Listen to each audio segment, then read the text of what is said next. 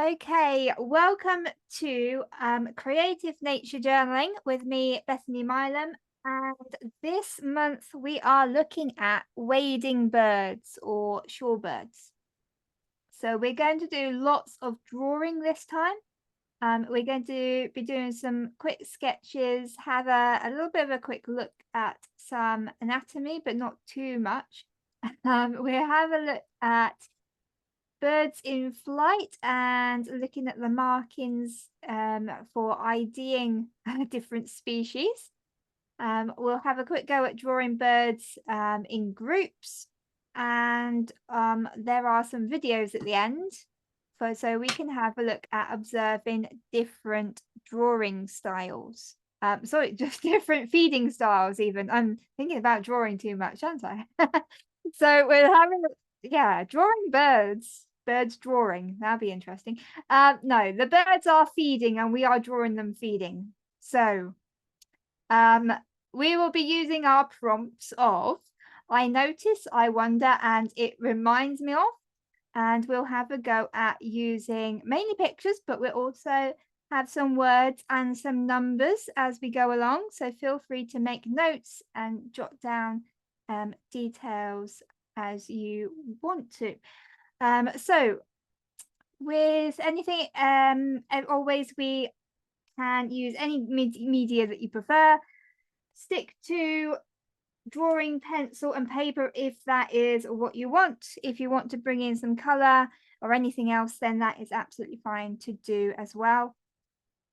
And so to start off then, I have a list of ideas for your journal, which you can come back to later on.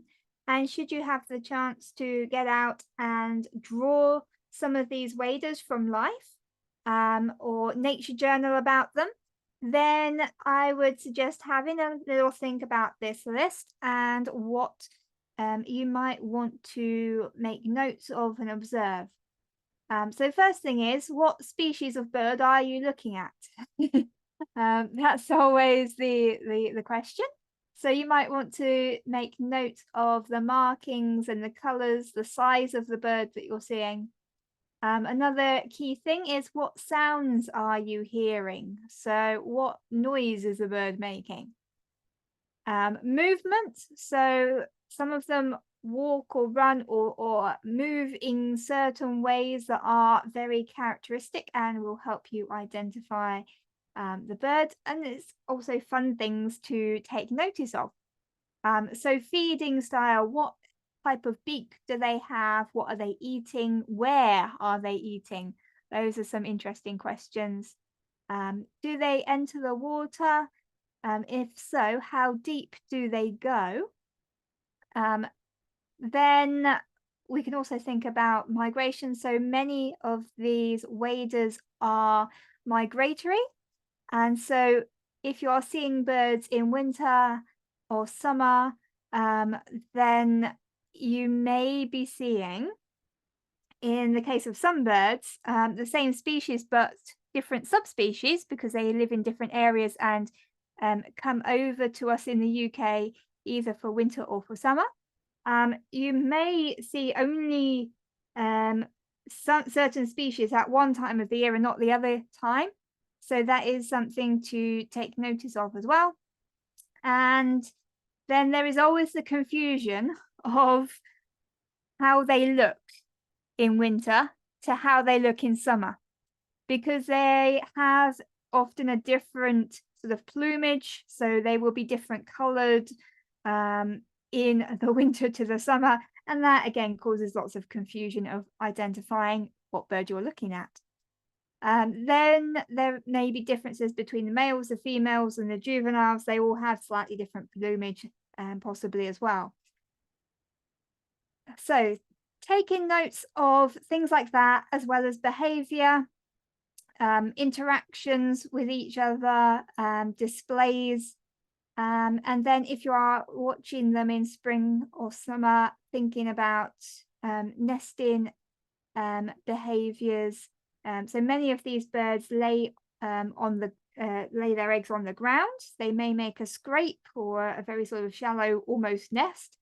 but they're not going to be up in a tree generally.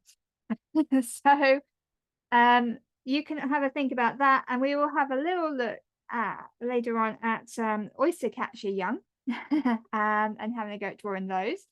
But they also, all their young and their eggs tend to have very good camouflage, so that's something to take notice of. I've also put predators and responses to them on there. There's lots to explore in that. Daily movements and anything else that you notice, you wonder, or are reminded of. So lots and lots of ideas. And of course, up the top there is the metadata that you want to start with all the time: your title, date, time, location, and weather. So if you want to start off your page with that kind of metadata, then feel free to add that first of all. So let's think, what is a wading bird? So waders, as we call them in the UK, or shorebirds as they're known in the US and other parts of the world, they are a group of birds. They can be a little bit difficult to define because they're made up of lots of different families of birds, which are related to other birds that look quite different to them. So mostly what we're thinking of is birds that are found along shorelines, in shallow water, mud flats, that are foraging in mud or sand, looking for insects, crustacean, maybe small fish, things like that. They mostly have quite long legs. They mostly feed by walking or wading. And are often long-billed, but not always.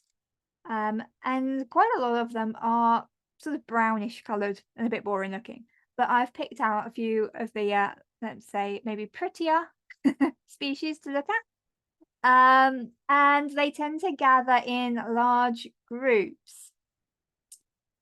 So they quite often are adapted, especially in terms of their beak, into finding certain prey. And so the beaks have quite a large variety and are very interesting to look at. And there are about 210 species of wader in the world. So we won't be looking at all of them. But I've just picked a few that hopefully you're going to enjoy drawing. And so let's have a look at our first species. So this one, if you've ever looked at anything RSPB, you will know that this is the RSPB logo, and it is a pied avocet. So I've given you the scientific names for each of these birds that I'm showing you. I've also put on the UK conservation list. So I've marked whether they're on the amber or the red. And unfortunately, most of the waders in the UK are on either amber or red, so signifying that they are a conservation concern. I think I looked through my book and found that maybe only 3 or possibly 4 that were on the green list. So it's a little bit concerning. They're not doing very well as a sort of family group, but so I've marked that information on there for you as well. Okay, so have a look at this avocet. It's quite a large wader. We are looking at 41.9 to 45.1 centimeters long. There is an awful lot of leg as well. So very long legs, and also a long and slightly curved bill to look at. Now, in order to start drawing our avocet here. Let's first of all start off with a nice egg shape. So I'm going to just draw in a nice sort of egg shape here, and I'm going to point it a little bit. Actually, I'm going to call it a leaf shape rather, so I'm going to put more of a point on the end there. I'm then going to have a look at the angle on the top of the back and this little V in the neck. So if you are familiar with the term negative space, what I'm doing here is I'm looking at the negative space. So the space that is around the neck and the back in this area in order to draw the shape of this V that I'm seeing. And then I'm going to follow that up. So it's coming back a little bit of an angle. It's not straight up. It's coming, leaning back. And then I'm going to put a little head shape on the top of that. And then have a look. How big is the head compared to the body? So don't make that head too big. It's quite a small head. And then I'm going to have a look at the front and go, okay, so there's another little V. So look at that negative shape in here. And I'm going to bring that down. It swoops forward. And then there's a little bump before we come into the body.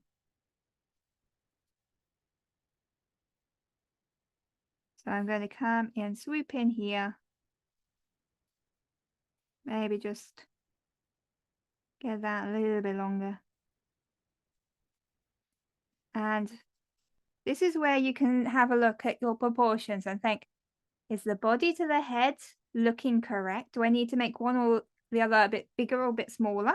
And at this point, you can do so a little bit easier before you start to put in any details onto it. So have a little look at that.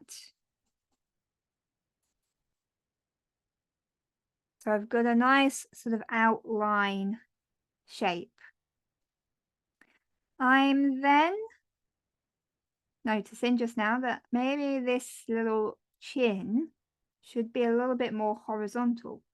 So I'm just going to alter this little line to come a bit more horizontal in here. And I'm going to look at the front of the head and the angle that comes from the beak or the bill upwards. So it's quite a pronounced little forehead that's going on here. So we want to have a bit of a bumpy forehead, and then it's going to come and curve around, and then there's a bit of an angle on the back of the head, and then this part of the neck is reasonably wide. So I'm going to put a bit more curvature in here before we get to our little V shape. So we get a nice outline shape to the head as well.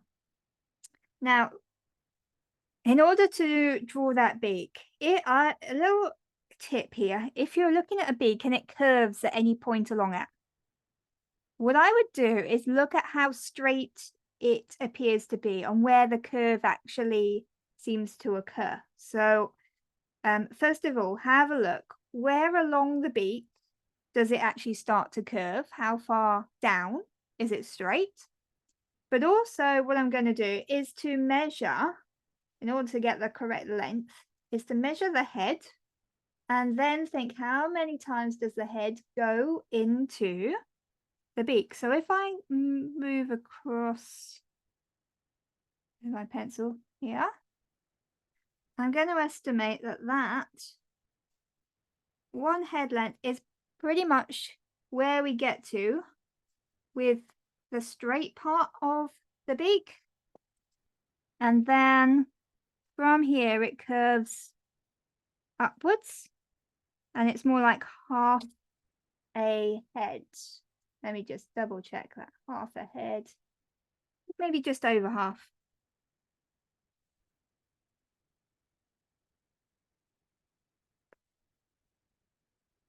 So we put a line in here, and I'm going to bring that line up a little bit into the head as well. So look at how much beak are you seeing over the edge of the head shape. It doesn't just sit on the end.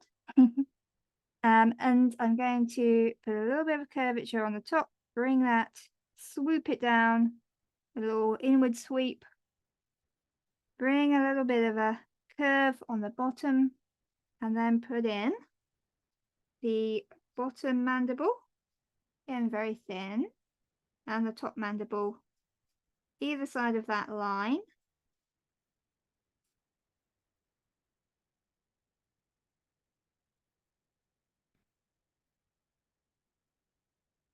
Now, the next thing to look at is the position of the eye. Now, if you've been drawing your garden birds, do not do what I normally say for drawing garden birds, which is look at the beak, the middle line of the beak, draw a line back into the head, and draw the eye on top of that. Because with a lot of these waders, that's not going to work. Have a look at where, if I was to draw a line going from that middle of the beak up, that would make the eye far too low down. So I'm going to draw a line from the top of the beak up.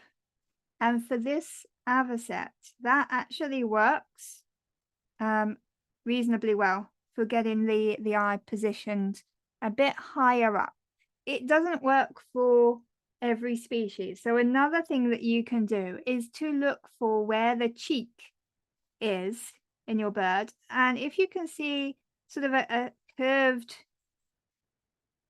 or sometimes the markings are quite obvious, you can do a circle or an oval shape in here for the cheek area, and the eye will sit on top of the cheek.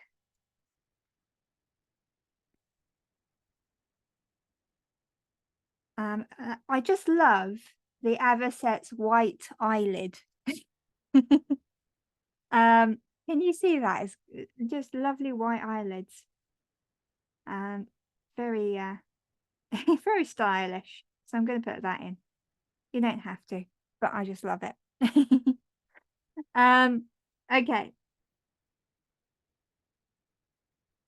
So the other thing to take notice of, just check this on your avocet, is that you've got enough chin feathers. So notice how the white chin feathers come underneath the lower part of the bill. They don't sort of stop abruptly here. They continue back a little bit further. So make sure that you get that shaping in. And then we're going to have a look at that nostril. So it's not way up here, again, like you would see with most sort of garden birds or even raptors, where it's nice and close up to the head. It's a little bit down from that. So I'm going to just do a little mark in here where that long nase slit is. Right. The next thing to look for, we've got this round sort of ovally or egg-shaped body. If you were to split that into half, going down through that center of gravity is where the foot should be placed underneath, otherwise it's going to fall over. Now, that doesn't mean that that's where the leg seems to start up here, and there may be angles on that leg, but we know that the foot is going to be placed with the foot centered on that line, especially if the bird, like this one, is standing on one leg. So have a look. How far across does the leg appear? And what angle are you seeing as you come down? And again, with an avocet, you are seeing a lot of this top part of leg before we get to a joint. And then we're seeing a lot more leg underneath. Now, what I'm going to do is just look at the height of the body and compare that to the height of the leg. Because I think I'm gonna end up going too long because I'm thinking, oh, long leg. And if you do that, you think, oh, I'm going to actually exaggerate it. So I actually need to come to here. See, I knew I was doing it too long.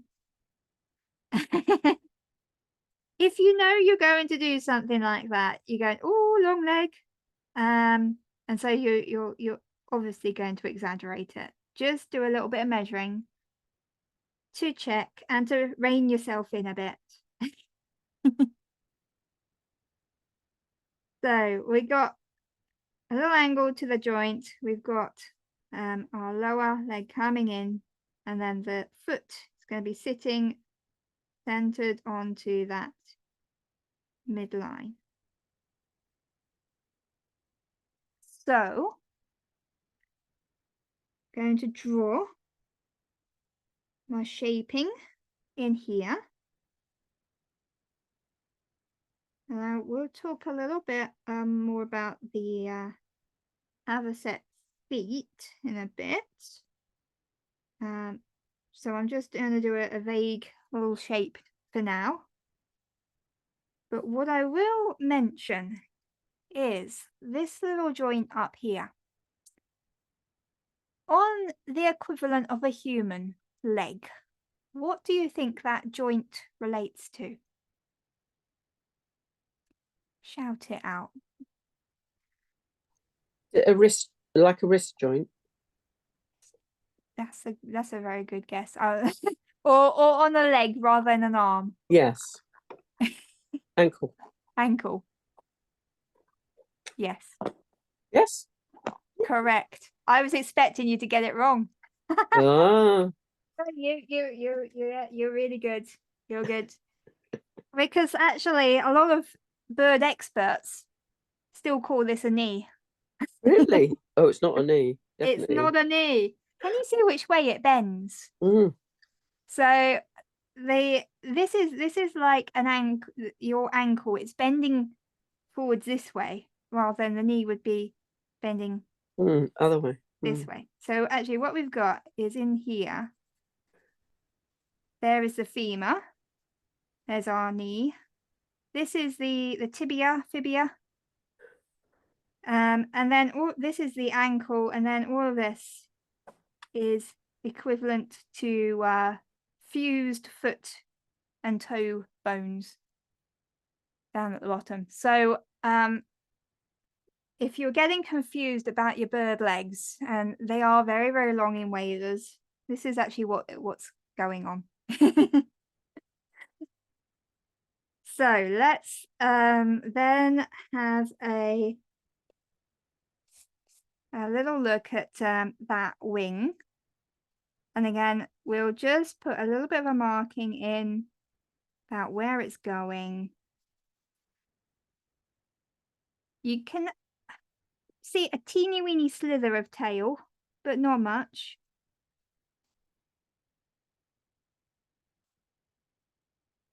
And what I'll do is do a nice big shape that's going to come over here.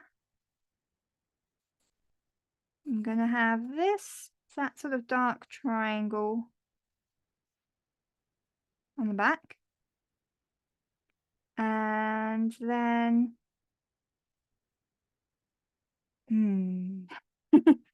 I'll draw the marking. Okay, I'll draw the marking.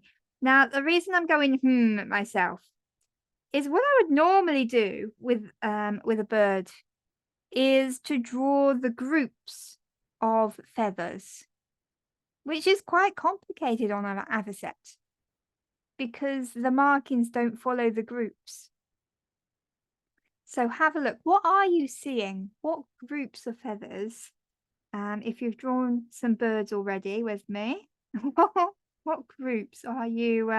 Do you think you're seeing here? Because it's a bit confusing on a wader.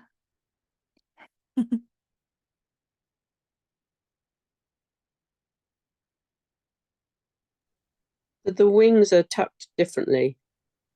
Yeah, good observation. There's So, a lot of fluffiness mm, with a lot of the wing tucked in. mm. So in actual fact, we can't see any primaries. I don't think we can see much secondaries. Maybe a little bit down here. What we're seeing at the back here are tertiaries, and it's a bit complicated because there's some black ones and then there's some white ones. And then we have secondary coverts in here, and again they're half black, half white. Above that, these are actually mostly scapulars. There may be a little slight layer of coverts, marginals vaguely visible, but most of these are scapular feathers, and again you've got part black and part white. They are very, very puffed up over the top, and then at the front we can't see the bird's wrist because we've got body feathers being fluffy over the top and covering that up too. So there's not much wing actually visible. The markings on our avocet are also causing us some problems because they do look just a little bit different than the feather groups. We're going to just give it a bit more wing and tail on the back there. Okay, let's then have a look at our next image. So when you are drawing your birds, they're going to be doing different things. We've had a little look at the head already in this one. If you're fascinated by that beak and that head, have a go at having another draw. What I'm going to do is look at this one that's moving, because what I like here is we've got a tilt as the bird is tipped forwards and down a bit. So I'm going to again look at that diagonal. I'm going to start off with a ball shape that I'm going to put a triangle with a tail. I'm going to look at the angle along the back. So looking how horizontal, how much of a curve, what's this little triangle doing? And getting that in, I'm hopefully going to get the correct angle for the rest of the body placed underneath it a little bit easier. I'm also going to look at how high is the head compared to the back. Bring it down just a touch.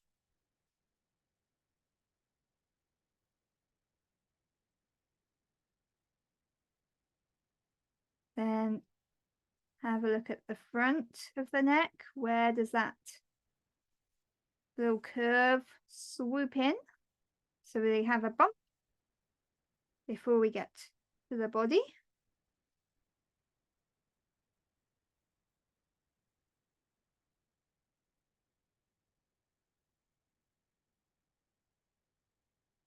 And then let's put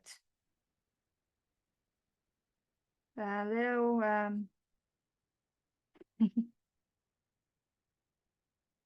thin lines for that lovely curved beacon.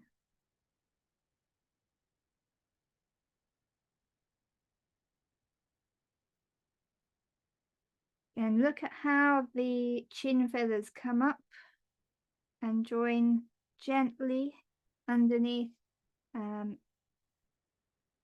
into that shape. In the front, you've got a little bit of a swoop and then a nice prominent forehead angle coming up. I just give a little bit more roundedness to the back of the neck down there before we come into that triangle.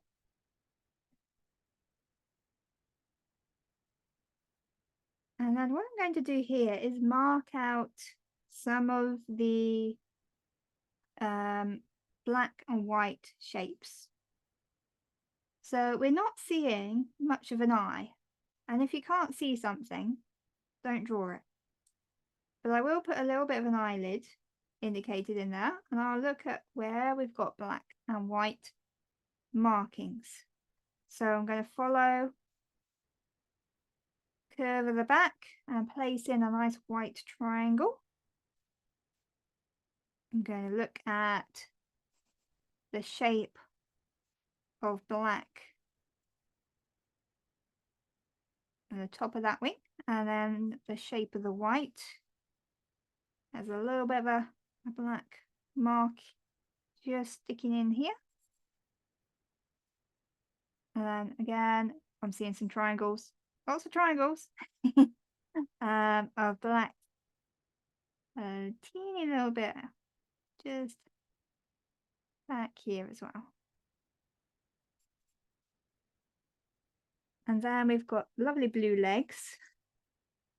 And I'm looking how far back, maybe that's a bit far forwards. How far back am I seeing that leg appear? How far forwards am I seeing the other one?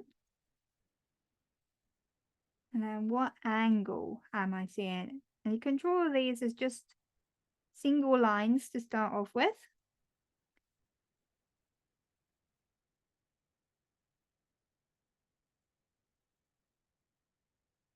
And then flesh that out. So this, again, this little joint tends to have a double bump on the back there.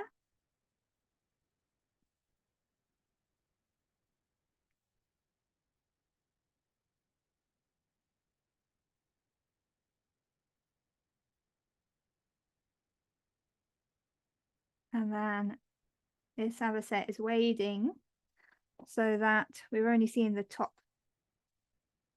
of that joint. So again, I'm just going to indicate that that's disappearing into the water. This one is being lifted up slightly out of the water. Whee! And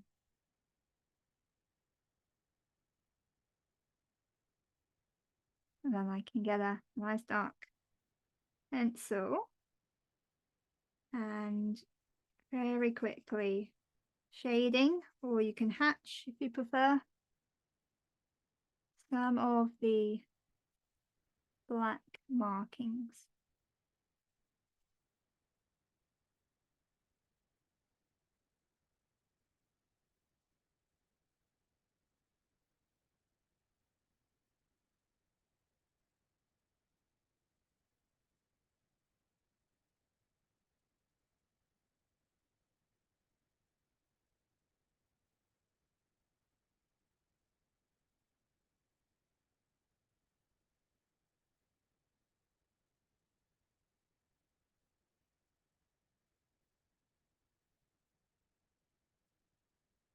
Of course, the legs are blue, so I may as well carry on with my blue pencil and put a little bit of colour into those too.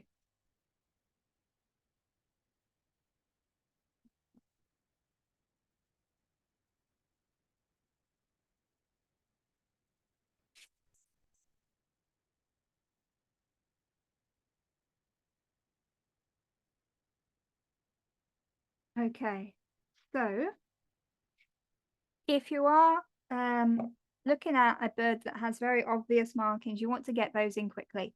Sometimes just going in for blocking in those shapes is going to be quite useful to you. And it can also be quite valuable for identifying a bird if you come across one and you don't know what it is you're looking at. You haven't brought your bird book with you. And just doing a quick little sketch like this, and you block in where the colors that you're seeing are can be a really good thing to do. Let's have a look next at feet. Look at those feet. Look at those legs. So avocets are quite interesting. They're quite different in terms of their feet because they have webbed feet. Most waders don't. Now, what that makes you think, why do they have the webbed feet? And if you have a look at their behavior, you might notice that they do actually like to swim. So, like a duck, they will actually swim on top of the water and they will use their webbed feet like a duck to paddle themselves along. So a little bit different to some other waders who don't like to swim. You won't find them jobbing along like a duck. And therefore they don't need the webbed feet, so they don't have them. But the avocet have evolved their feet like a duck, so that they can do a little bit of swimming if they feel like it. So have a look. We've got 3 toes pointing forwards with that web in between.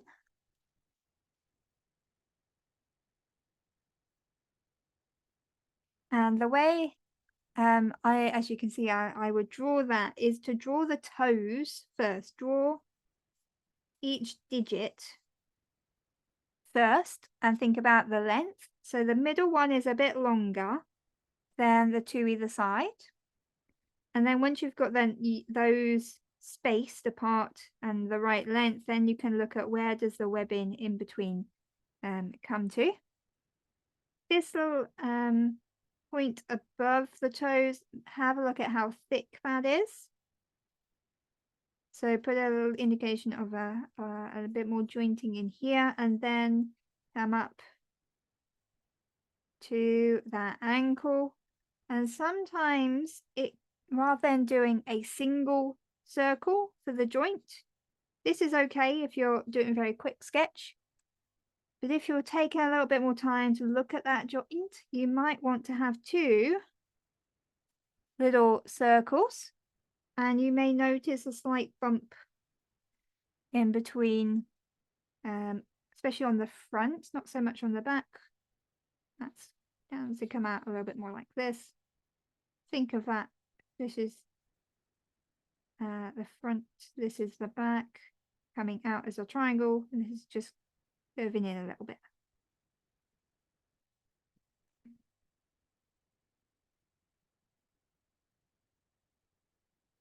So interesting little adaptations. And of course they're lovely blue color. So that's something else to look out for with your waders. What color are the legs? We'll see a few different color variations. Right, I think this is the last avocet. So have a go at drawing this one. We've got a back view. So again, I'm going to think about a leaf kind of shape for the body. Oh, I might need a little bit more space up. Let's bring it let's do it over here, giving myself more space.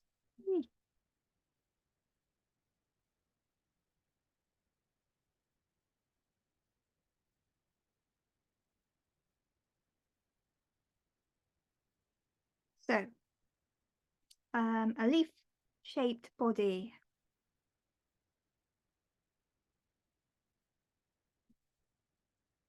Have a look at the angle where we go from neck to body over here. Maybe we need to bring that out a touch more. Follow that neck up. Where are we going?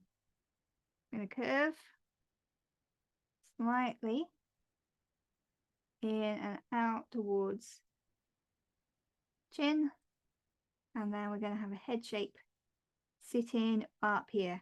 So this avocet is rather stretched upwards. Have a look at the angle on the back of the head, coming into the neck. Don't make that too thin.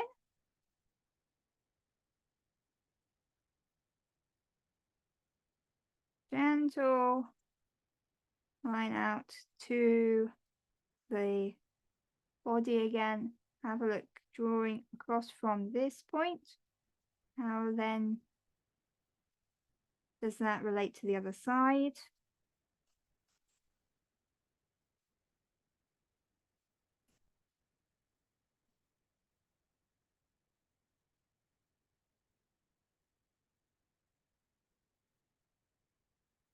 Look at where those legs are coming. Then they come back up to the head and look at the top. We've got a few little angle changes, and quite often I find that using some straight lines is helpful for drawing the tops of birds' heads. And then you can always come back and add a bit more curve once you've established where those angles are.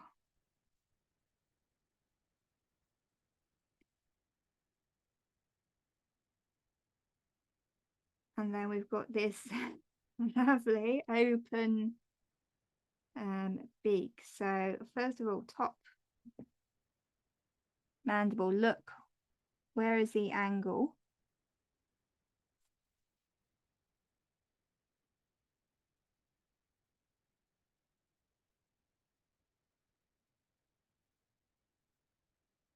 What's the space between?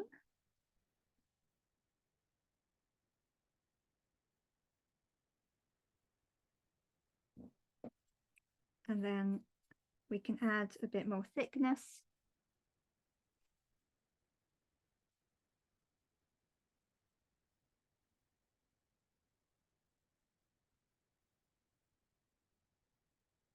I'm going to then look at the top of the top mandible and then draw a little line coming back in.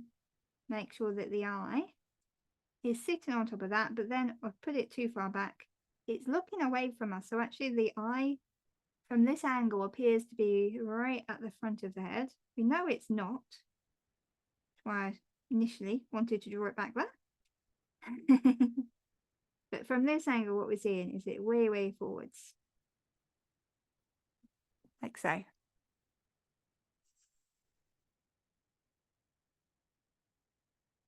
So again, we can put in a little line, the cheek, which will give us where the black on the back of the neck comes in.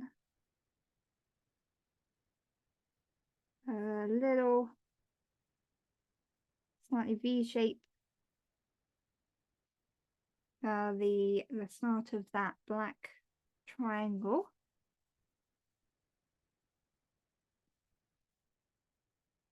Seeing a few bits of dark feather up on this side, and then we've got a little line of feathers coming in here, and then whoop, a little wedge shape of black.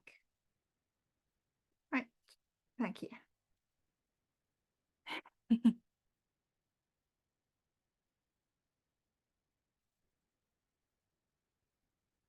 So have a look. The points on the back. Have you got those lined up? And I haven't got that one lined up. So this is where it's useful to have a bit of a sort of center line coming down through the body. Just check that everything is lining up correctly. And also, if you're drawing with color to start off with, and you've got lots of working lines, you can then come over the top with your black.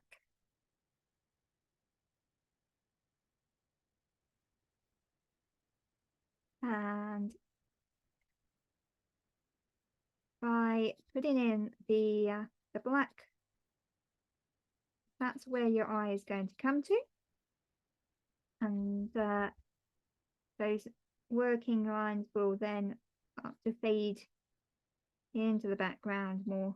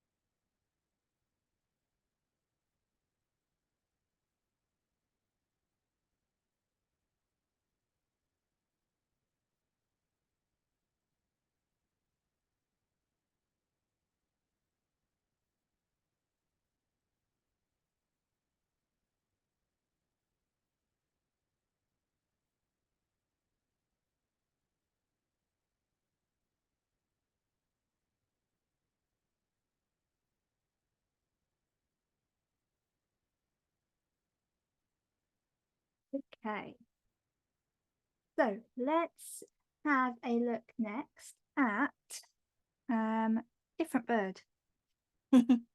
So this is the oystercatcher. Probably one of the noisier of our waders. Well, they all can be quite noisy, but this one again, it's on the amber list, and it is about 40-45 centimeters long. So again, quite a large wading bird. What you're going to see first of all is that bright orange beak. And I've heard people liken it to a carrot. It's reasonably wide. If you think about the avocet's dainty curved bill, this is more of a strong tool in comparison. So have a look at that.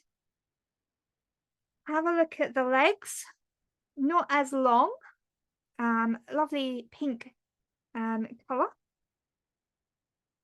We've still got black and white feathers mainly, but we've also got a bright orange eye in there as well. So let's have a look at the shapes that we are seeing with the oystercatcher.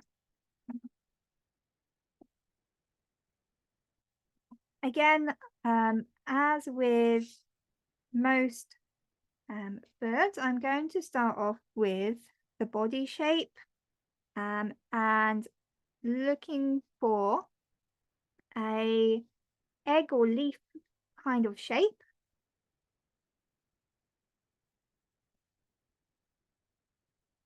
I'm going to look for the line down the back. So I'm noticing there's a little bump, change of direction. And then we're going to come out a bit straighter here. And then I'm looking at the head. So the back of the neck is going to come up. And the head shape is actually quite boxy. You can, rather than a oval, if you want to, you can draw a bit more of a sort of boxy shape right at the beginning. I'm going to then look at where we're going to put the chin under here, and then the little triangle coming down underneath to the body of the bird. So belly under here. How does that sort of swoop up to those tail feathers?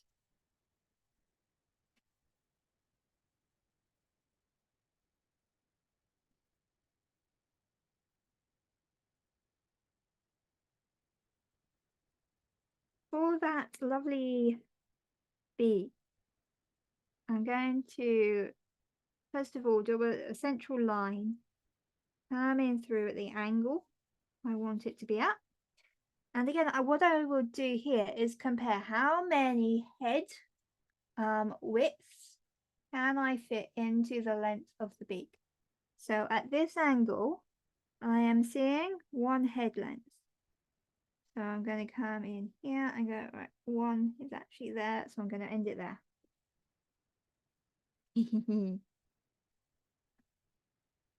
It's slightly turned away, so we're not possibly seeing the whole length.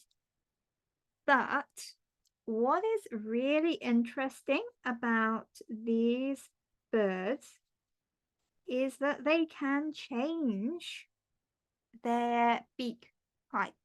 So there are three bill shapes that an oyster catcher has. The first one is pointed, the next one is chisel, and the last one is blunt. So the chisel-shaped beaks are used for sort of opening mollusks, prizing them apart. The blunt ones are used for hammering through shells, and the pointed ones are used for digging up worms. And oyster catchers can grow their beak at about 0.5 millimeter a day. So they can change the shape to suit what kind of food source is available. It takes a while, but they can do it. So it's really quite fascinating.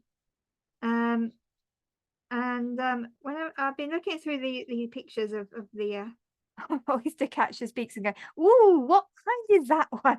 Can I see how long is it? What kind of difference can I see? I'm trying to sort of take notice of that a little bit more. It's really interesting that they can do that. Okay. And of course, the name oyster catcher kind of implies that they would be eating oysters, but they can do, but it doesn't form that much of the diet. But because they are one of the few birds that could tackle an oyster, that's how they get their name. Right, so on the head side of the beak here, again, I'm just going to put some little shaping in. So have a look. We've got feathers coming, swooping in, and a little curve, and then we can see more beak as we come to that center line coming out. And then underneath again, we've got little chin feathers in here. And then a little bit of beak and more chin feathers visible just underneath there.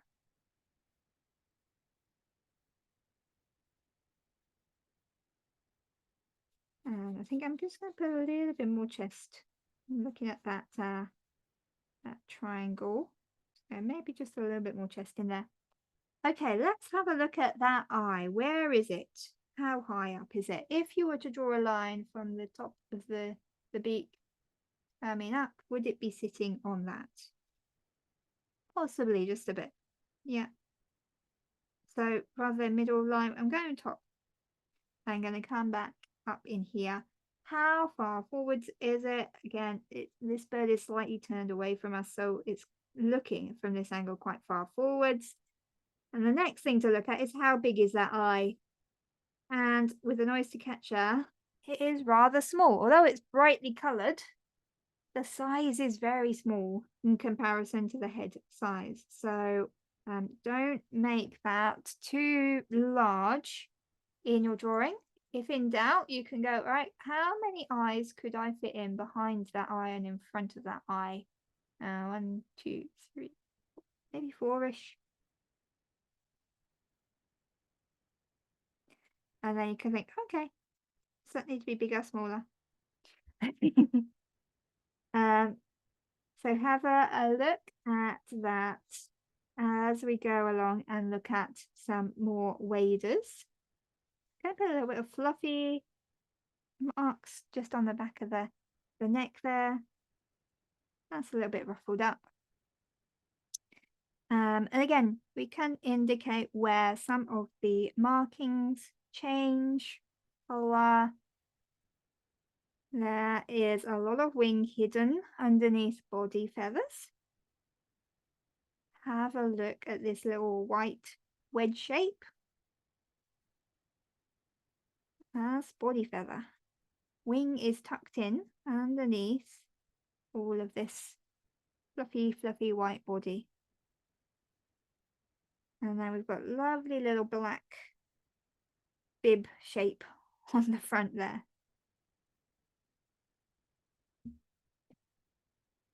Okay, again, have a look at the legs. So if we were, let me bring this one across.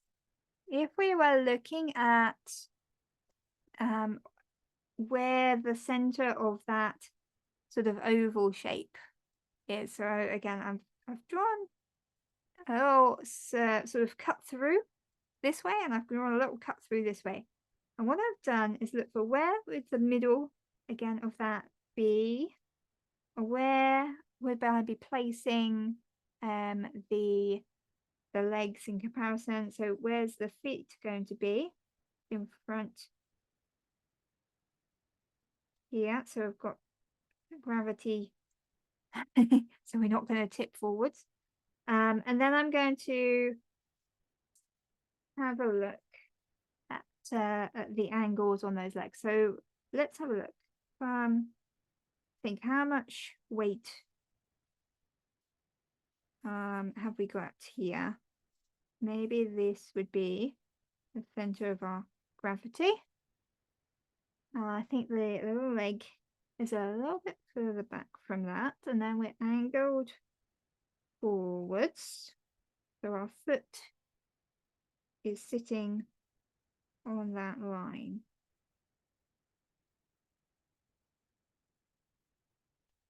So have a look again at how much tibia are we seeing before we get to this joint. There's a lot less than our avocet.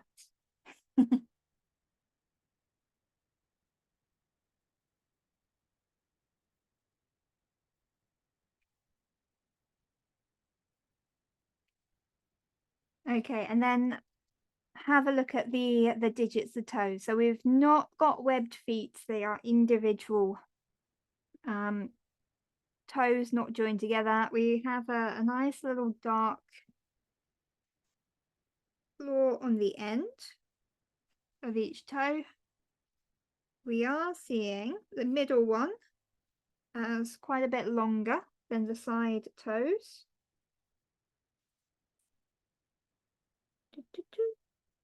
That bit longer.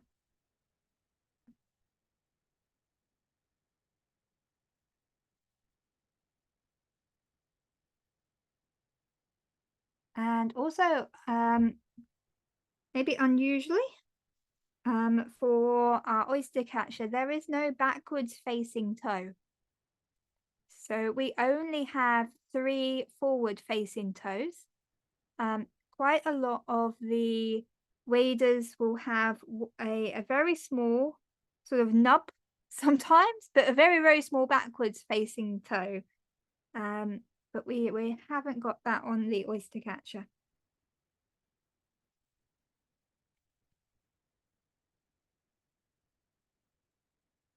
Okay, let's have a very quick sketch of this one. So again, have a think about starting off with a nice big shape. Look at the angle on the back of the bird, the back of the neck coming into the head.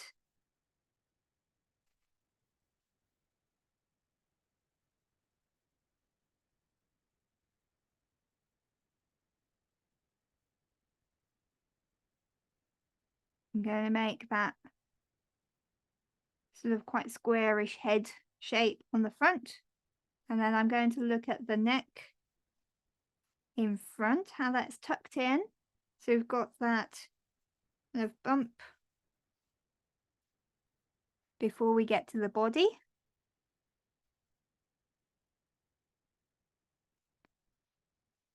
Quite a nice angle coming up, whoosh, to the tail, like so.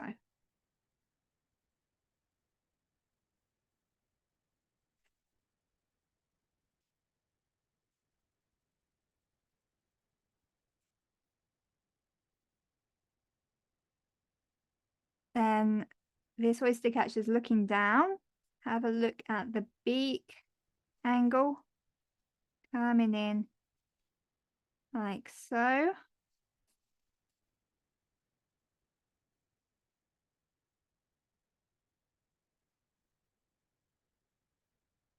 Have a look at position of the eye. So it's not appearing as far forwards as this one that was turned away. So have a look at the distance between the beak and the eye, but then also have a look at how high up in the head is it? How big is it? You make it too big, you start to change species of bird. It might start to look a bit like a woodcock or something. You get a big eye on there, so just make sure it's nice and small. Get the forehead put in, the crown going wee, curving back into that bit of neck. Right. So at this sort of bump point, this is also where we've got the black marking changing into white. So I'm going to come in with that straight away, which will help me put in that little wedge shape back here. And then the wing is going to fit in nicely here. And we've got the wind sort of ruffling up some of those wing feathers at the back. So we can just put a little indication of that in. Okay, and the legs then. One leg lifted. And it's going to be, see, angled in here. The other leg is much further forwards. Have a look at the negative space in between those legs.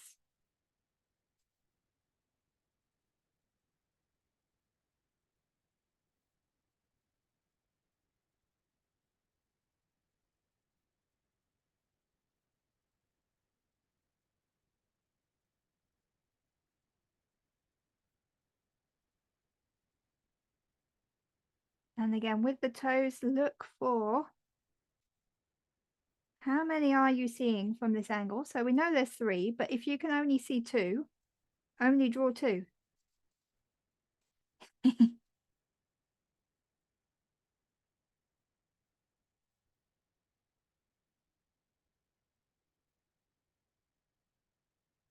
And again, this is a bit hidden into the bank.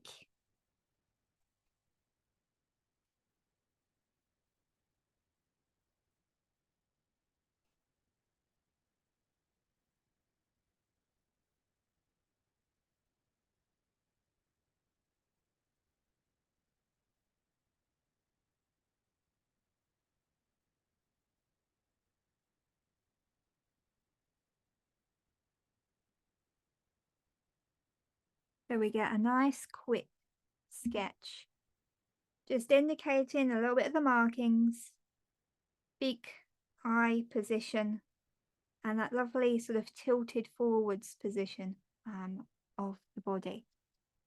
Right, so the next one, we are going to look at something a bit cute. So oystercatcher young are a little bit different to other wading birds. They take a long time to sort of become independent from the adult birds.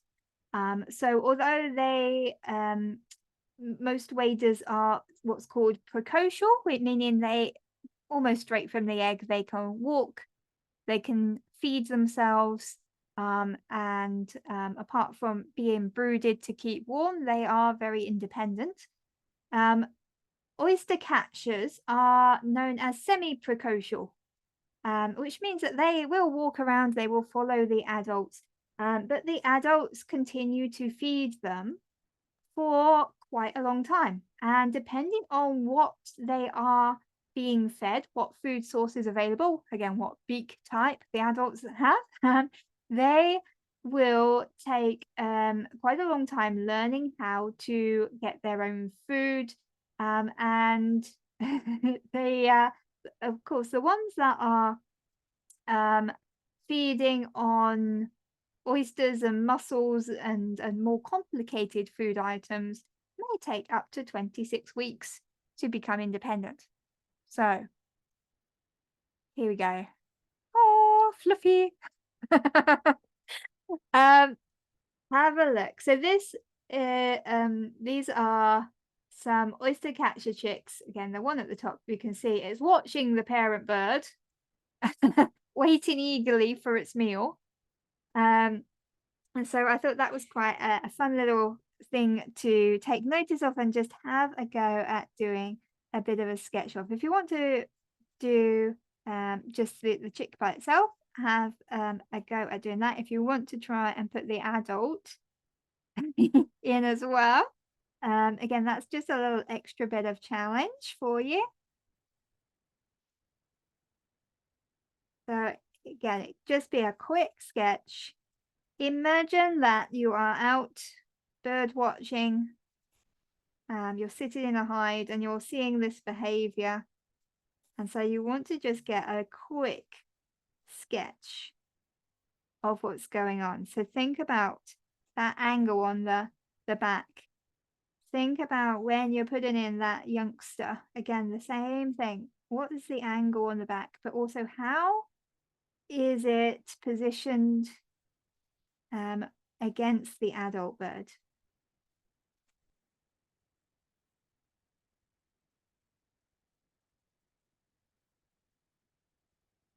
How big is it in comparison?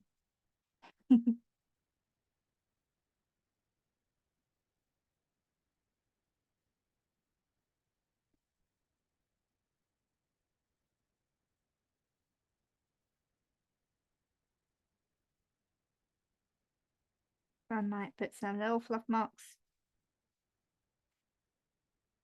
It's already got that distinctive sort of white wedge shape and the bib in front, just in a sort of mottledy grey rather than black. Again, that's a good camouflage against the pebbles and the mud and sand banks.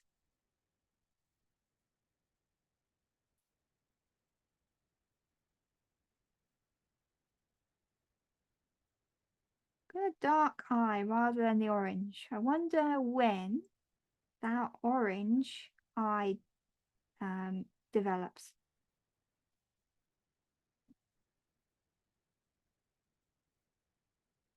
And if you have little I wonders or I notice, make notes of those by your drawings as we go along. I know if it was me, I would be thinking all sorts of I wonder, and then forgetting them. So put little notes by your drawings.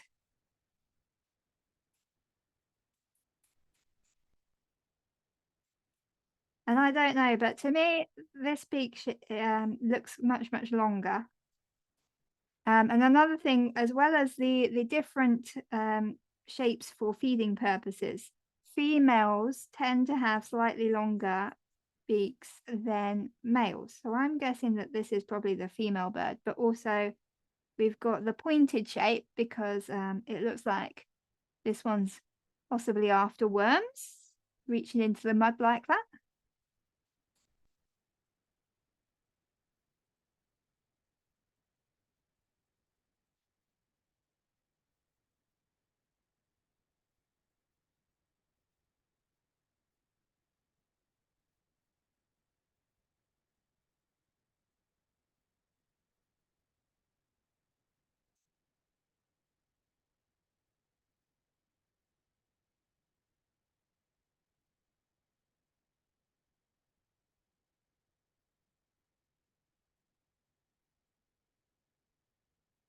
Okay, last few seconds on this. What's important to get down onto your paper?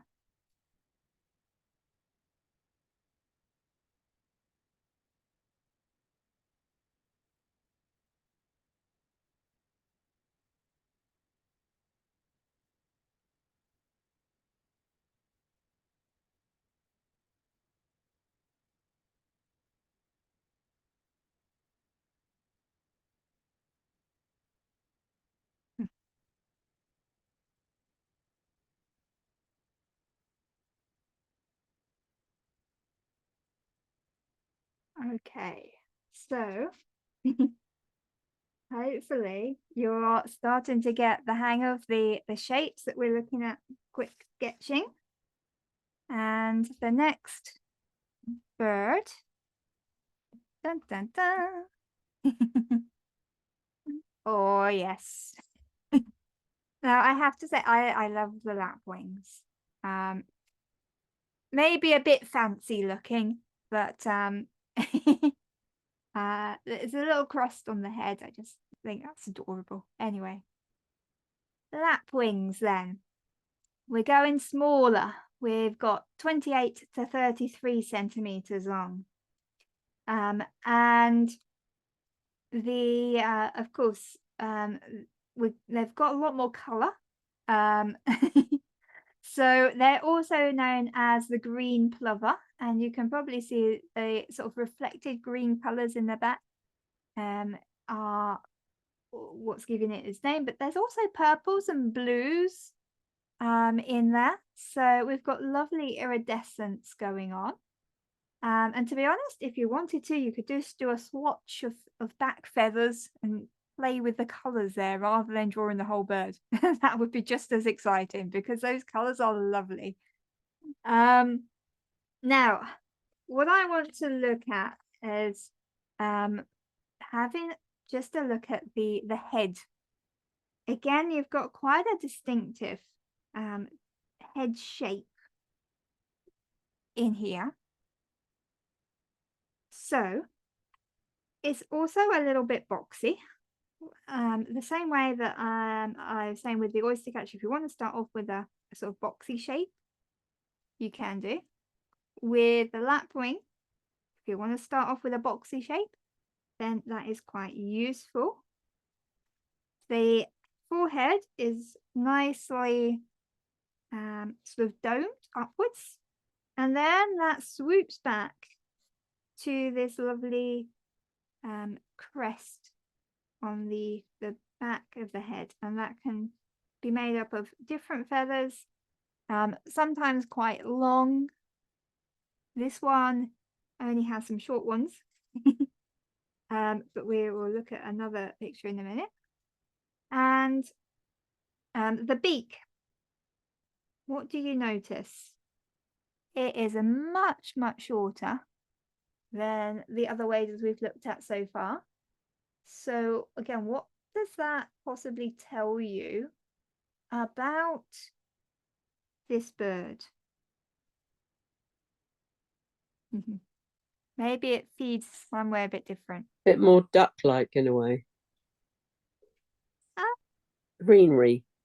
Greenery. Well, no, it does eat mainly invertebrates still, but it's going to be feeding on grassland a little bit more, as well as not in the water, but maybe on mud flats.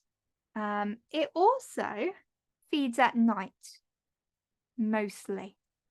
And we're going to look at another adaptation to make that happen in a moment. But first of all, I'm going to get this beak drawn in. So I'm estimating that the beak is about half a head length. So if I split that head shape into two and then go, all right, put that on the front, that's how long I'm going to make the beak. And it's just gently curved on the top mandible, reasonably thin shape. Again, we just do a little bit of a curve in here. Those white feathers underneath and the chin feathers come out quite a way.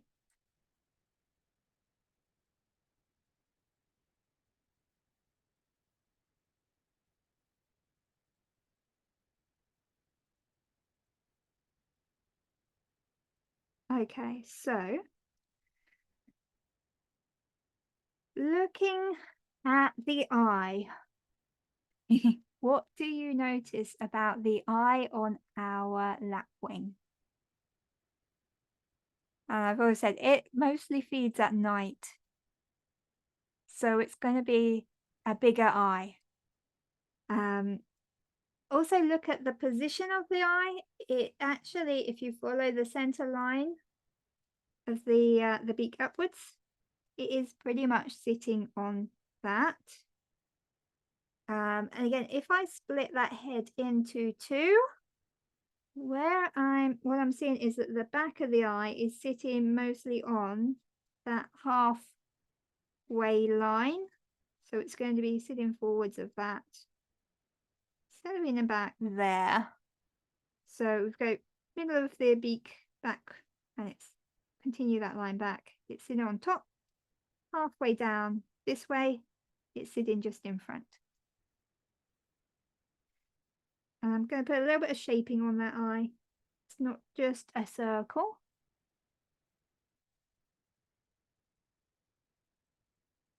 So have a look at where you might want to put some angles in.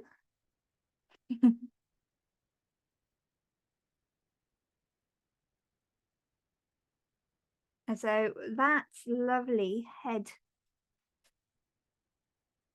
Just makes that bird very distinctive. I don't think you can mix up your lapwing with anything else, really. Now, if you look at the body shape, reasonably long. So you want a sort of long leaf shape. Again, think about the angles on the back of the head, how that changes as it comes into the body shape, comes down. In terms of markings, you've got, again, some lovely dark and light patterns that you can put in. The markings around the face will change slightly depending on whether you're looking at a bird in summer or a bird in winter. So I wouldn't worry too much about the accuracy of some of these because what you want to do is actually look at some birds for yourself and notice the amount of difference that's going on here. But what I will point out is there tends to be this dark line from the beak, almost like a frown line coming down to the darker marking that sits underneath here. That's quite funny. All right.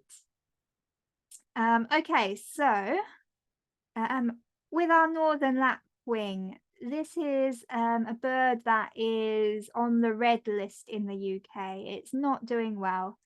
And that's mainly because it breeds on cultivated land, short vegetation habitats.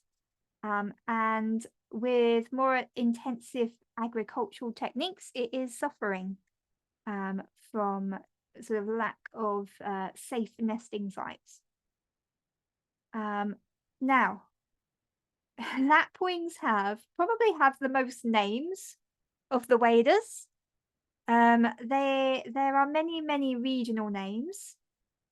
I'm wondering what else, if you have another name that you call a lapwing by, what might give you clues where you come from. What do you call it? So I've heard of the most common one, the peewits, which is pretty much what they sound like when they call. But there are other sort of versions. So there's the Chewit, Tiak, Peasy Weep, Tuits, Peewit, Tuit, Tuit, the Pie Wipe, and of course the green plover. So it has many versions of its name. Again, quite interesting, just to take note of. Right, I haven't talked about the legs on this one. Again, we're not going for extra long legs.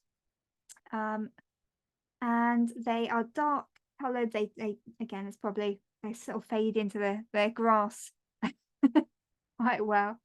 So let's have a look at this one. So this is more summer plumage, and you'll notice, whoa, dark legs. Oh, suddenly we've got them pink. We've also got a lot more colour, iridescence, and the black markings, rather than that sort of patchy look. They are now much darker, much more pronounced. So this is summer plumage, and the bird looks quite different. You can still see it's the lapwing though. So again, have a little look at drawing that body shape. First of all, add in the tail, the tips of the wing feathers onto that initial body shape. And what I will point out with the legs on our lapwing is that there is a visible backwards facing toe. It's a little bit blurry on this one, I'm afraid, but you can just make out tiny little backwards facing digit on there. And then we've got the 3 forward facing ones. You may only be able to see 2 from the sideways angle.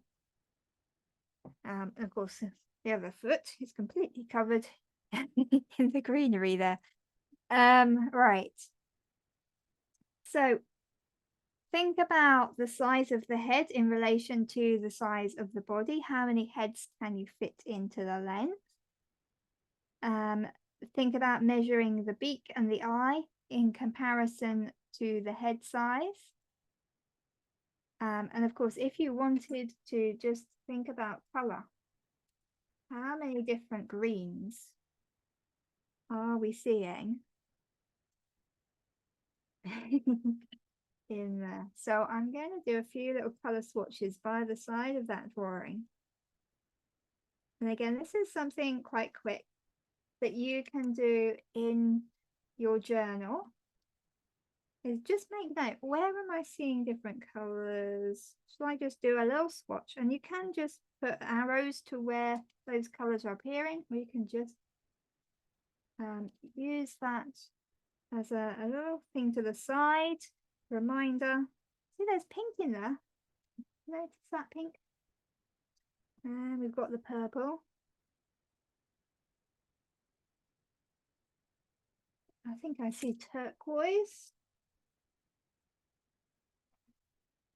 Something like that.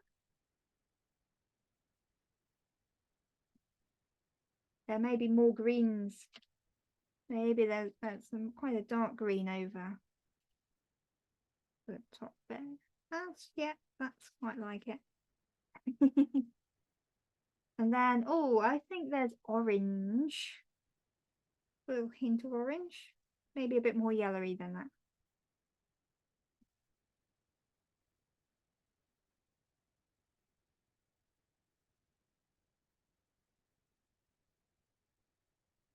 So, quite colourful.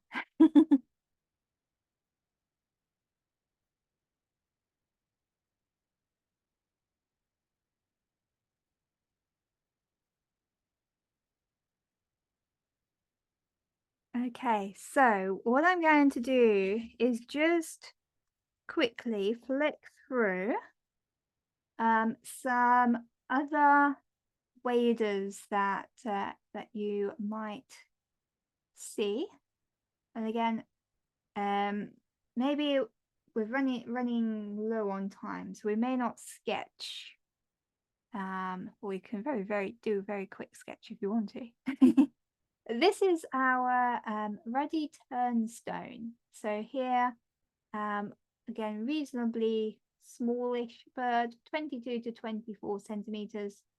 On the amber list, you'll notice that it has quite a triangular beak, quite short, and as the name suggests, it does have a habit of turning over stones to look for insects, and that's what it uses its beak for. Reasonably large eye, and you'll notice that the bird on top has brighter colors than the bird underneath, and that's because the one on top is summer plumage, the one underneath is winter plumage. And again, in the winter time, you'll notice there's a lot of sort of brownish, quite dull looking waders about, and in the summer they suddenly become quite a bit more colorful.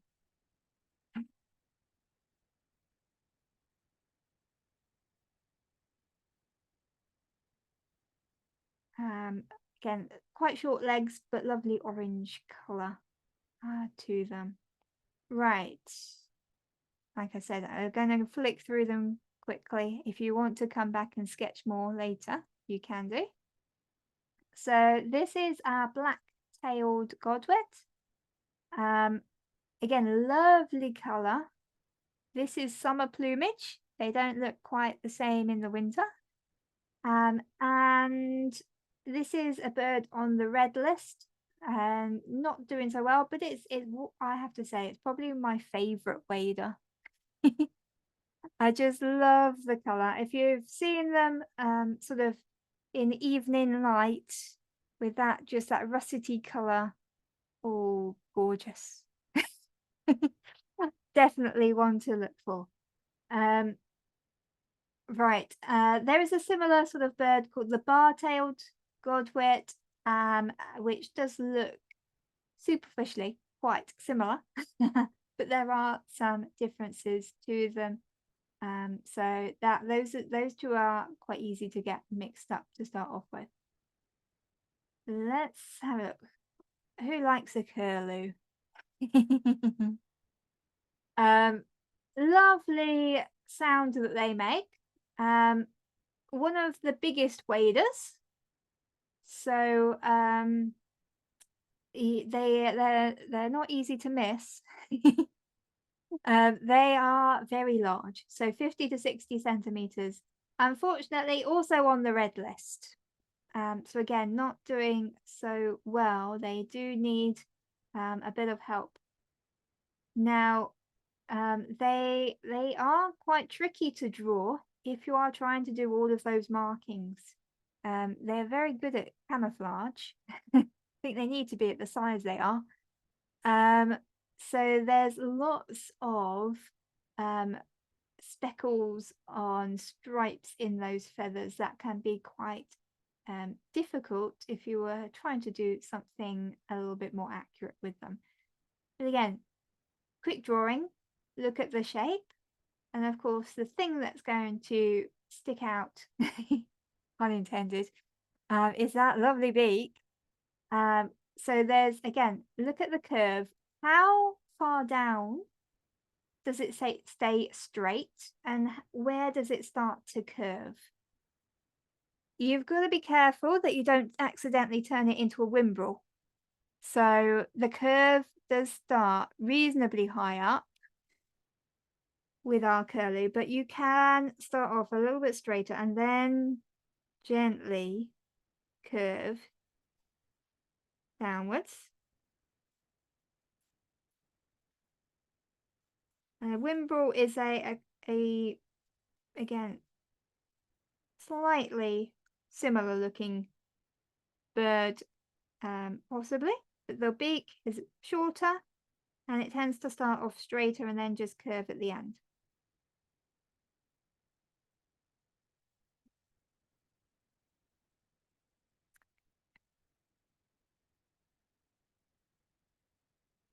And again, what I would do is just for the curlew, have a look at the size of the head and measure how many heads fit into the length of the beak.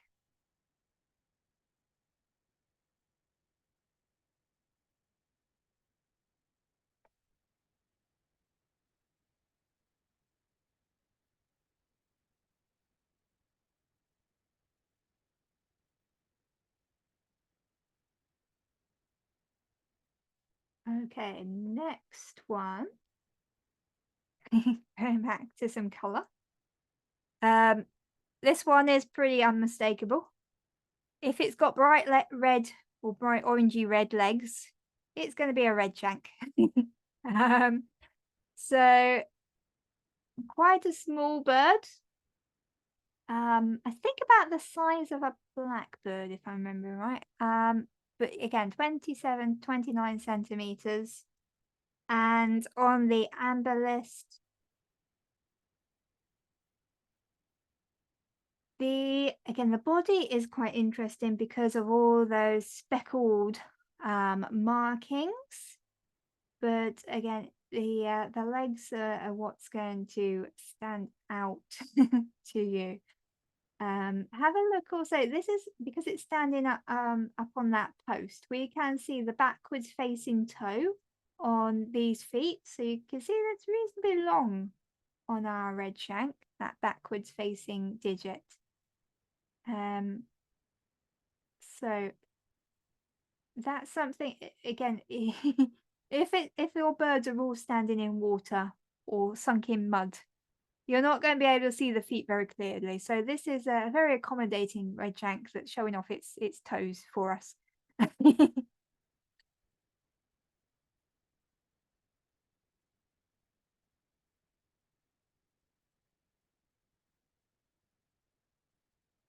Okay, one more of these very quick birds to just flick through.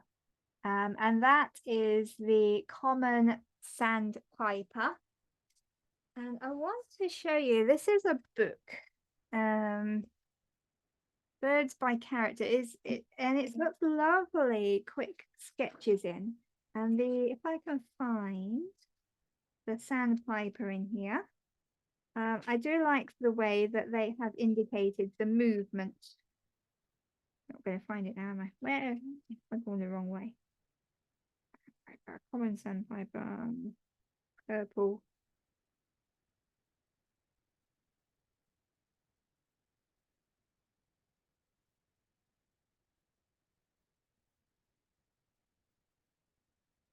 Where's the common gone? Have I gone past it?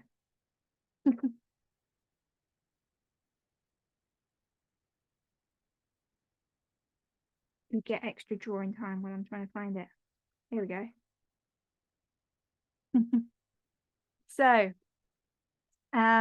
here we have some lovely little sketches of the sandpaper, and what they've done is used a little dotted line to indicate the tail in the up position and the down position.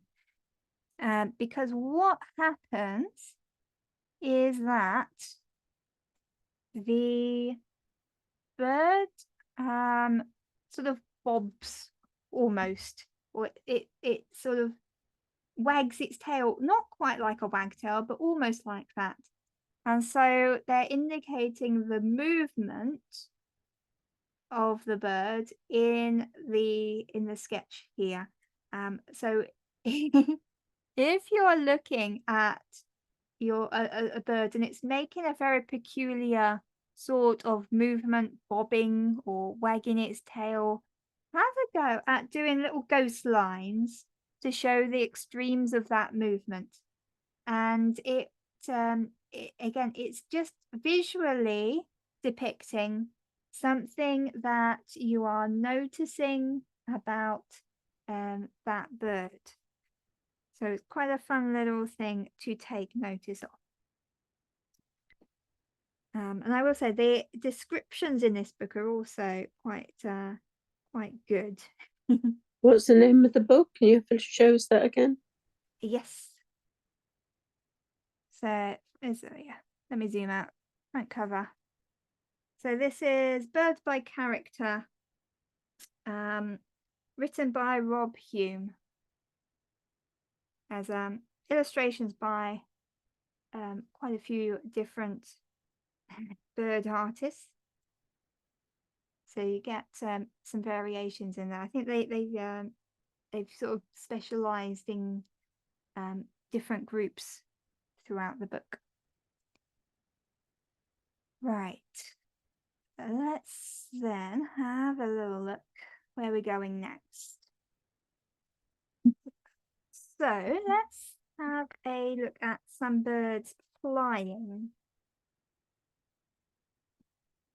And again, looking at the markings as well as the wing shape, and maybe just a description of how it flies is also helpful things to add into your nature journal or your field notes. So again, the avocet, we've got lovely sort of pointed, sharp, long shapes. Let's get that. Whoop, recentered. There we go. Have a look at the legs. They are always going to be visible beyond the tail. So it doesn't tuck its legs in like some birds and you go, where have the legs gone? And they do sort of stick out behind. I think they can be slightly more. If you look at the images right at the bottom, a little bit more streamlined. This one is just taking off.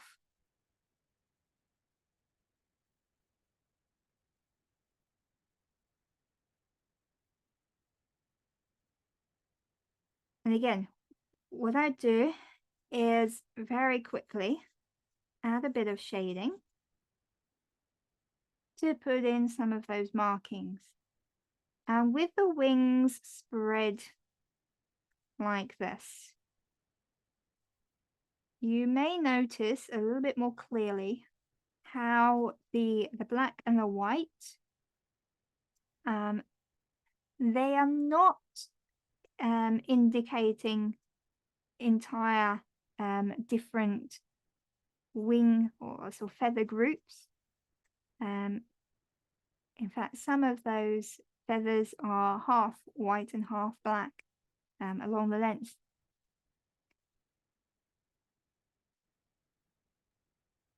So I'm looking just for shape of light and dark color and putting that in rather than, as I would normally be doing with is sort of working out where the different feather groups are. I'm not really doing that. I'm just looking for markings.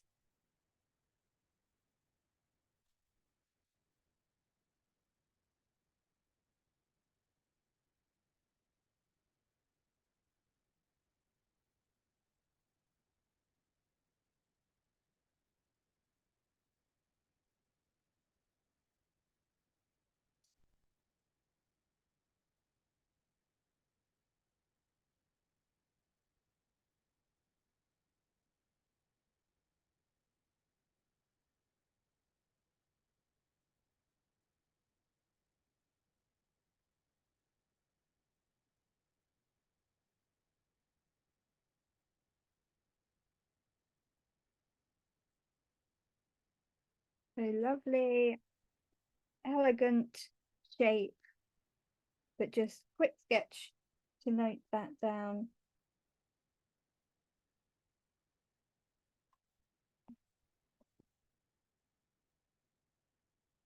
Okay, another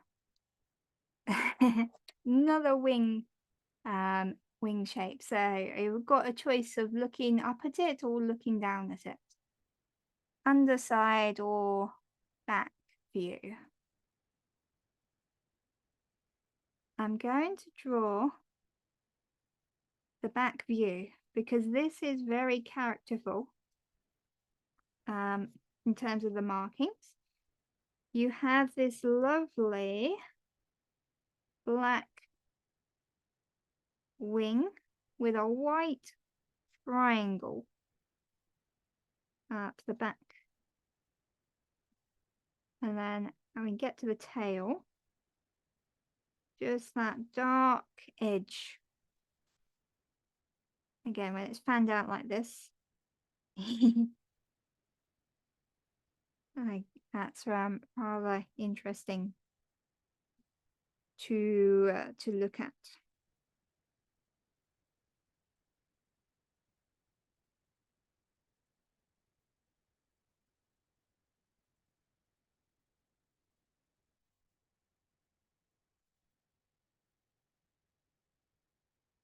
The wings, you've almost got a dark triangle here. So this comes to the tertiary feathers. Then got a few secondaries that are white. And then the rest of the secondaries are black edged.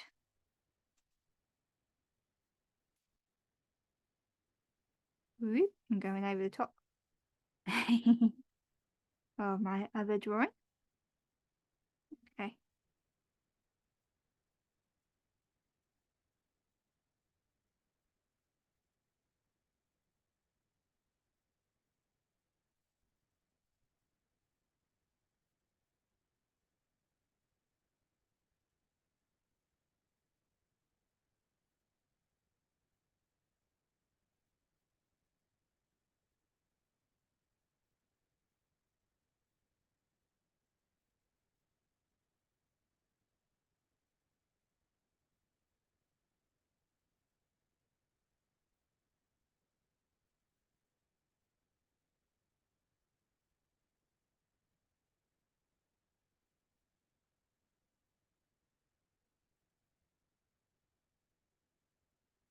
So if you see a black and white bird, probably making a racket as it goes across, with this white triangle at the back and the black and white wings, you'll be able to say that's an oyster catcher.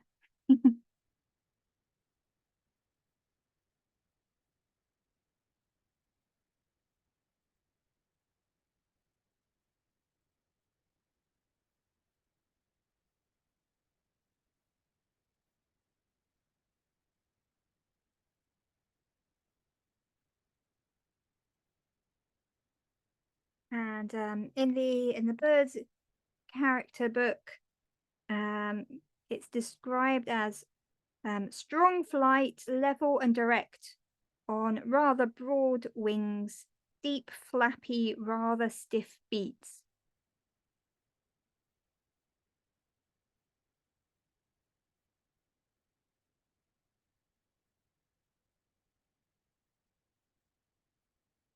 Okay. And there we go. Now look at this different wing shape. Our lapwing has a lovely broad wings. I'm actually going to draw in the primary feathers and a sort of basket shape. There we go. And then I'm going to put in a rectangle of the secondary feathers underneath that. Then got our body and head sitting in here somewhere. Let's put the other wing over there.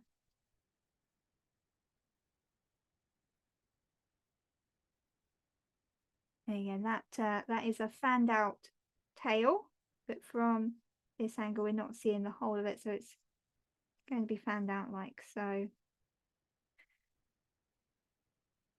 And there's this lovely sort of rusty color underneath the tail, so it's a little bit on the rump, so look for that as well. But let's look at these wings. You've got, again, white in here, the under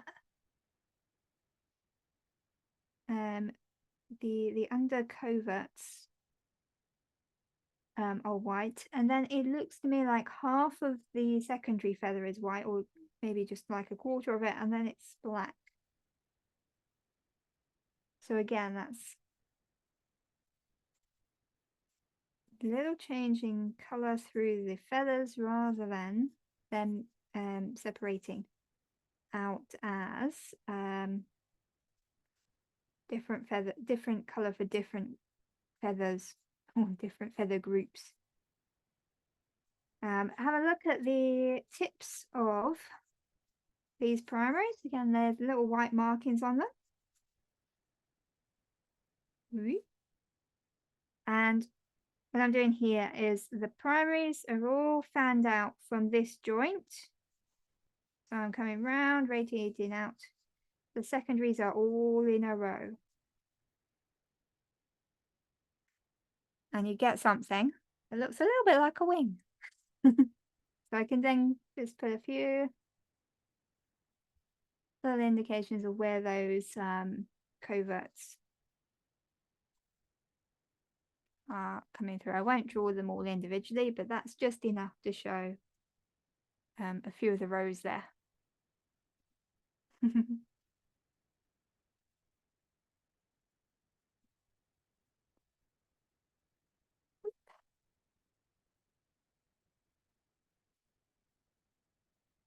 There we go. So, quick little field sketches are quite useful just to show, again, the markings. So sometimes that reveals different markings than if you're just seeing the bird walking around. Looking at triangles quite often of light and dark shapes along the wing, maybe like the little russety color on the rump of the lapwing. Things like that are suddenly revealed a bit more when the bird takes flight. Right then, so a little quick talk on drawing groups of birds. So with waders, they do like to form little groups, sometimes quite big groups. And so if you're looking at your little birds, perhaps they're all walking down in the same direction to the shore, and you might start off with bird number 1, and you'll just put a little shape in there, and maybe you've got time to sort of go, okay, the legs were doing something like that. And then you're thinking, okay, so there's another bird walking behind. Maybe its neck is a bit more stretched up. So I'm going to do another little shape like so. And yeah, its legs are sort of somewhere around there. And then, okay, so there's another bird. It's a little bit more forwards. And that one, it's in a similar position again. And so I'm just going to keep adding birds going across, but also let's think, okay, there's another bird behind.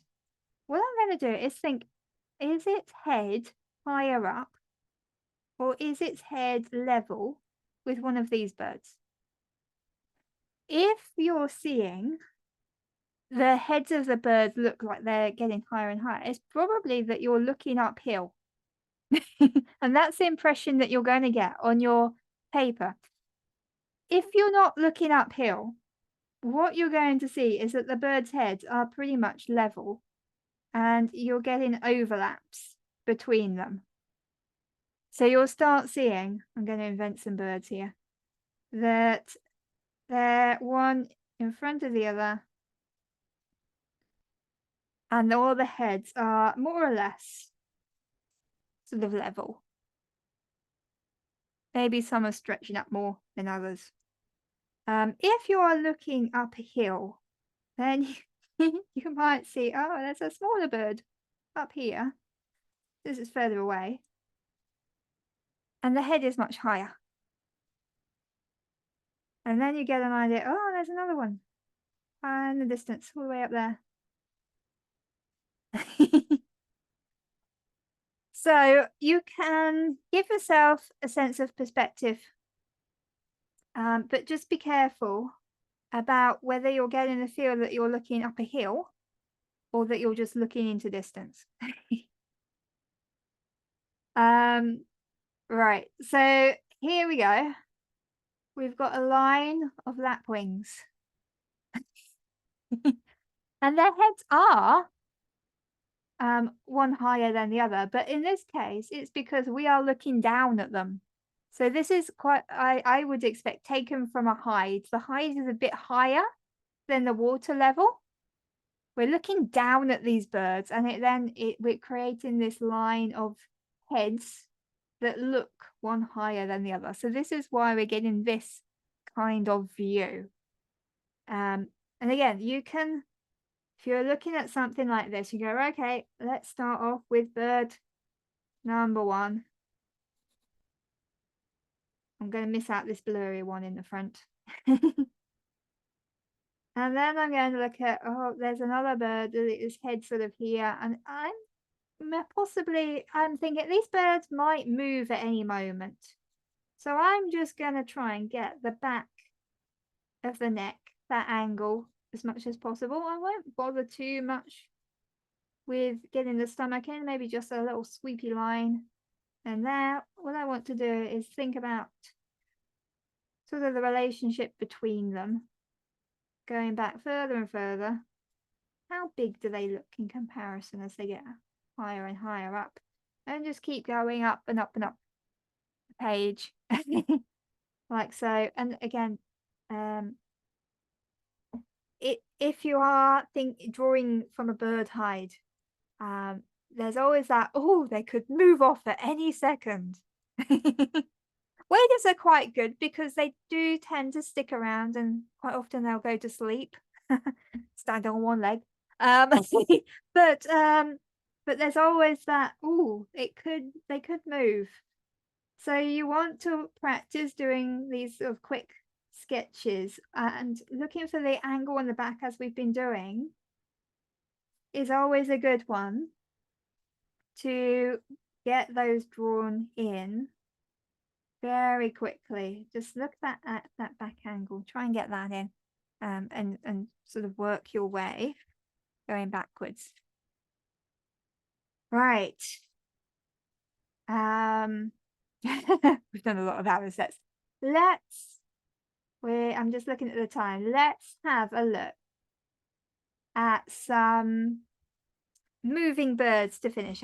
You've done a lot of drawing, so if you are feeling a little bit tired at this point, well, I was going to suggest this anyway. Rather than drawing, you can draw, but if you want to do something different, have a think about using some descriptive words. Describe the movement that you are seeing in this video.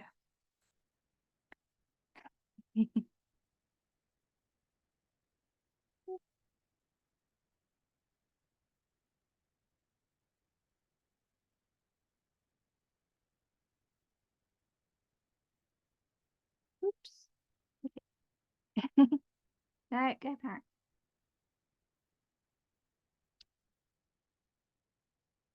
Click the wrong button then. There you go.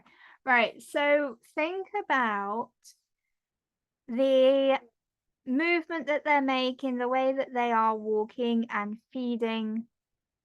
How would you describe the scene that you're seeing?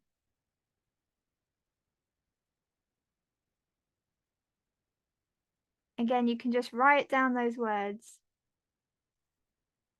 And then maybe once you've described, I know what I didn't do. I didn't loop it.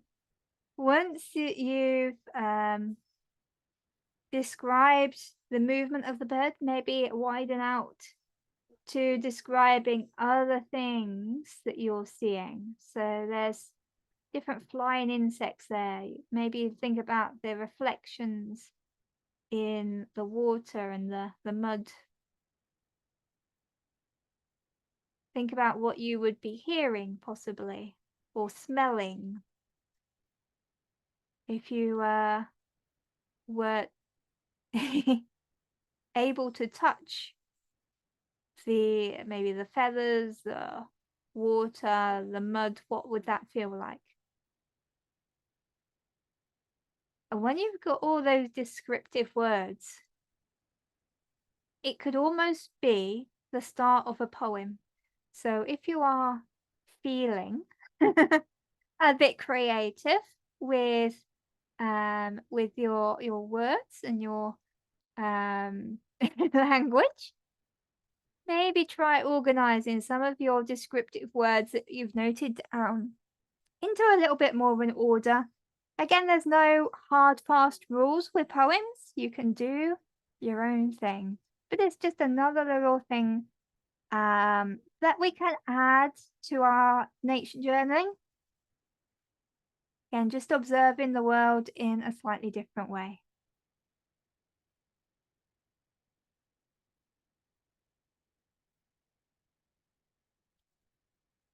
Okay, let's have a look at our next little video clip. And again, you can do the same thing if you want to stick to using words.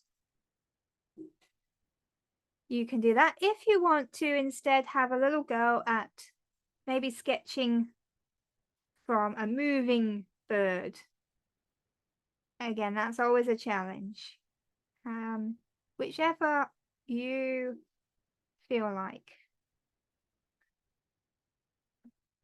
And I didn't loop them, unfortunately. I should have done that. I'm going to have to keep pressing the play button.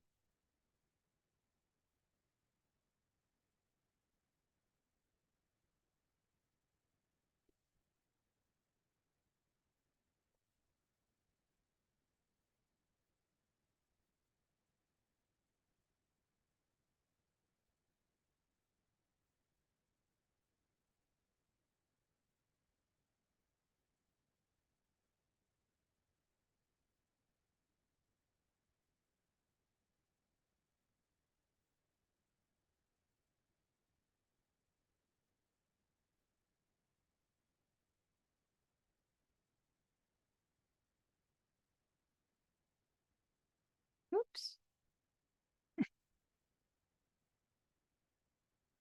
Come on.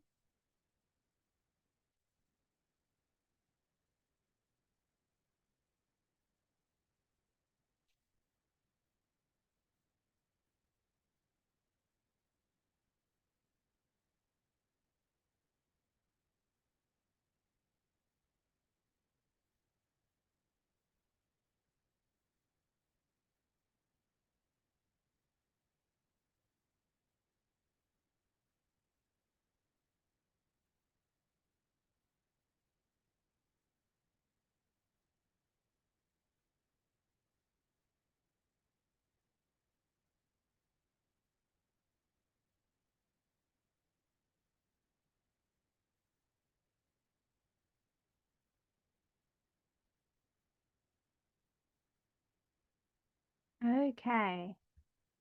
One more.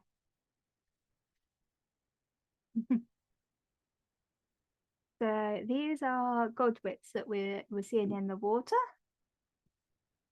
surrounded by avocets.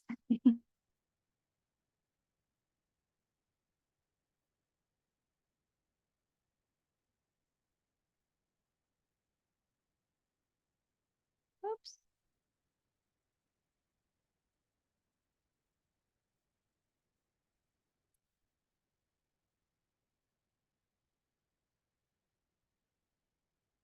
Again, a few descriptive words, or maybe take note of that avocet, how it stands up.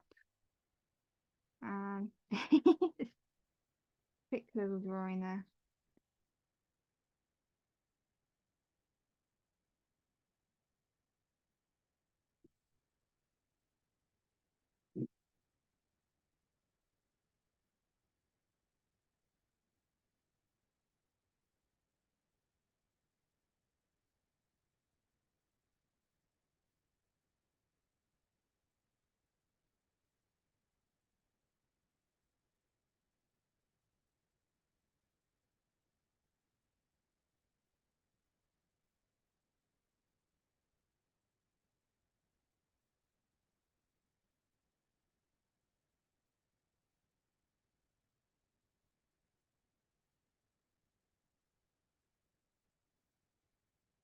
Okay, so that has brought us the end of time, our time.